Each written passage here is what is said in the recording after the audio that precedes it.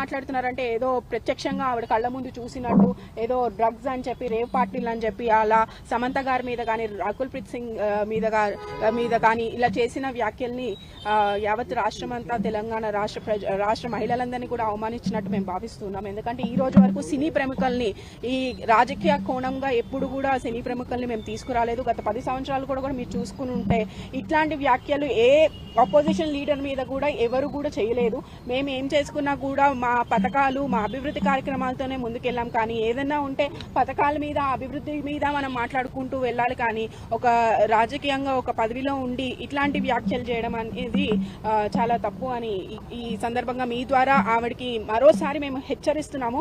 ఎందుకంటే ఇటువంటి వ్యాఖ్యలు ఆవిడ ఇమీడియట్ గా వెనక్కి తీసుకొని కేటీఆర్ గారికి బహిరంగ క్షమాపణ చెప్పాలి. మేము ఈ రోజు ఏసీపీ గారికి సిఐ గారికి కూడా ఫిర్యాదు ఇవ్వడం జరిగింది. దాని మీద కూడా వారు యాక్షన్ తీసుకుంటాము. లీగల్ గా ఎటువంటి యాక్షన్ తీసుకోవాలో వాళ్ళు తీసుకుంటామని